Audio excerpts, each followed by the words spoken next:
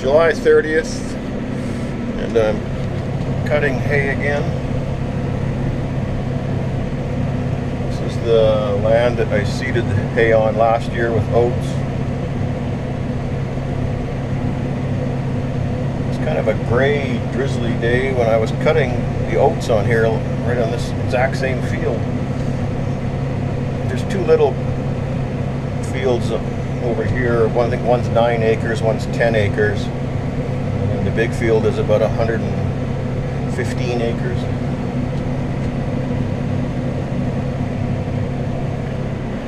So the catch is, well, it's odd. It's terrific in places and it's terrible in others. It's, I don't know, like this is lodged and heavy, and you get it to other parts where you'd think the soil should be all right. Like this is along the bush here is why it disappears here for a while, but it's kind of strange. It's, for the most part, it's pretty good, I guess.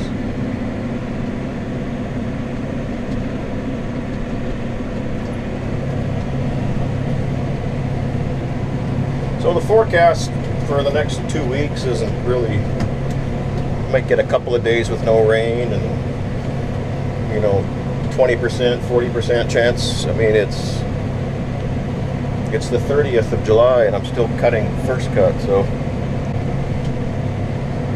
see in this neck in here, I think it's just too much shade, or did the sprayer overlap and it, you know, you've got herbicide residue of some sort hurting the alfalfa, because, you know, the whole corner here, there's no alfalfa really to speak of. It's, once you get out of the corner and then the alfalfa's thick as can be again, so it's odd. I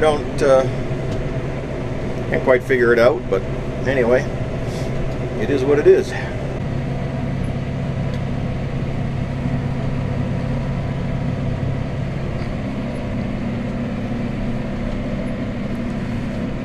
So I'm trying to figure out with this crop, like why it's so bad in certain sections and phenomenal in other sections, and like right here it's terrible. You know, it should be way better. There's no reason why it shouldn't be a better crop right here. The only thing I can come up with is it seems to be mainly just hillsides.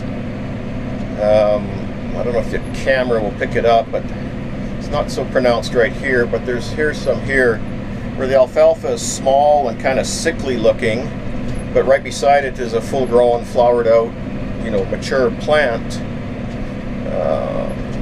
I just think the drought took a toll on some of these plants, and they just weren't able to get established as well last year. In the low spots, like this draw here, you can see these windrows. I mean, it's lodged and matted. I can hardly get this old haybine through this stuff. So, best I can think of, it's just, I'm gonna swing that over again. It was just it's a function of that drought we had last year. I mean, to go from that hayfield in Sylvan Lake from 215 bales last year to 469, you know, sort of lets you know the severity of the moisture situation last year, and that took a toll on this establishing this hay.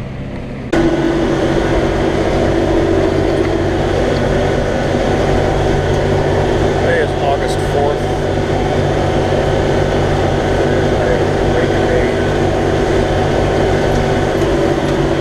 Again, in the Massey 1135.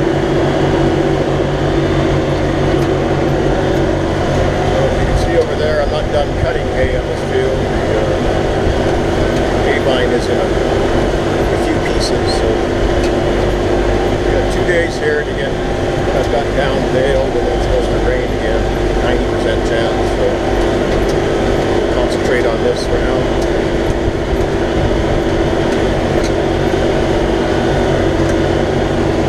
This is the lighter end of the field. These hills grow so good.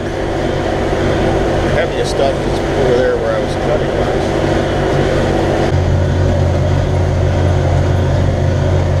Tractor's a little dusty. It's been sitting in the shop for a year. blown it off. The insides are clean. The outside's a little dirty. Well, I may have made a slight error. Made 6 bales and couldn't find anything under 20%. That was an hour and a half ago, or 2 hours ago, I guess. It's cloudy and humid, and the wind died down. And I have a lot of hay raked. 2 swaths into one. 4:30 now. So I guess I'll go over to those 2 little fields that I raked first and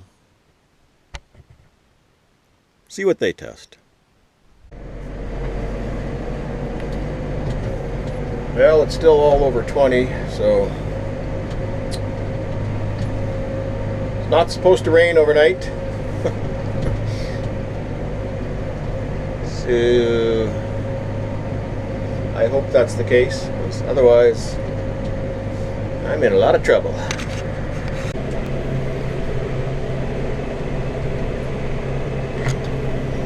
So I finally started baling. Stuff has been raked for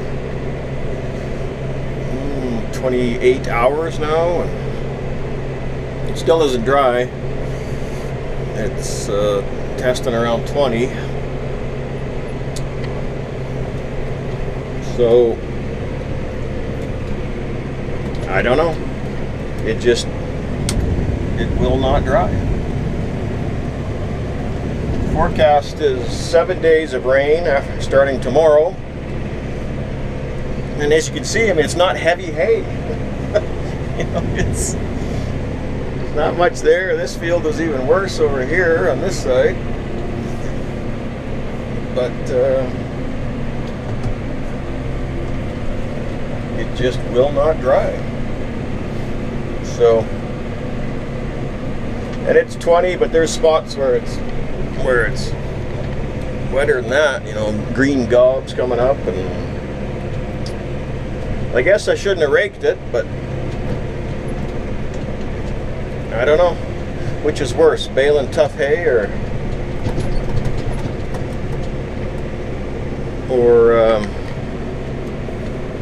having hay that's been down for 5 days get rained on for 7. I guess I figured I'll bale it, but it might be a mistake. So I guess I'll go to the big field and bale some tough hay over there.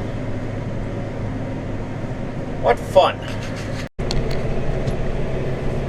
Looks like we're gonna get real wet.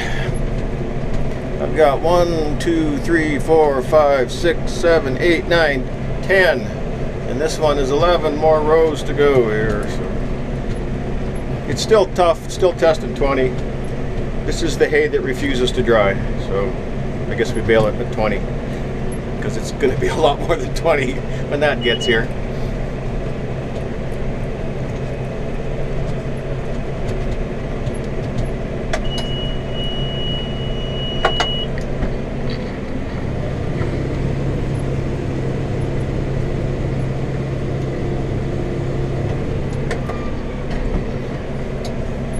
Yeah, that looks real wet, so we'll see if we get this done.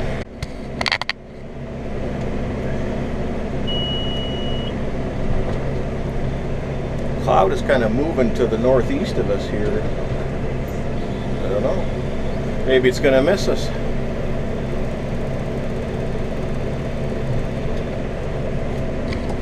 I moved over to pick up the double raked swath beside the unraked stuff, just so if I get rained out I have room to throw that one over when I have to rake it again.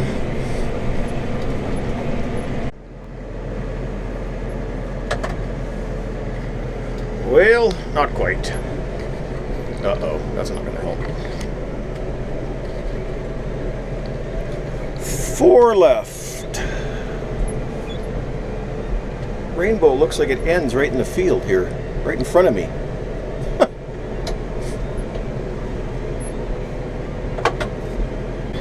Well, what do I wind up with?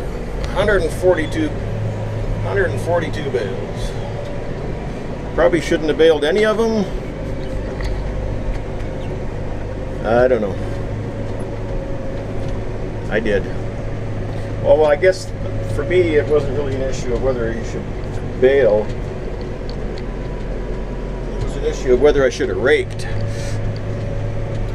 And I should not have raked, I guess. But I would have thought that a 30-hour after raking it would be dry, but I was incorrect. But a double rainbow. You see that?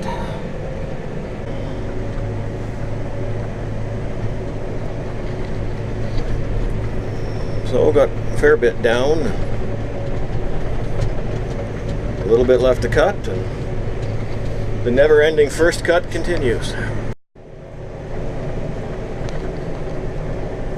The rake looks better with the Massey on the front of it than that ugly International.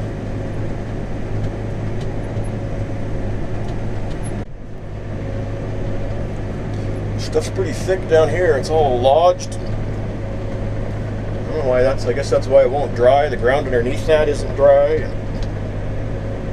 It just won't dry. That we have established. This is not going to dry.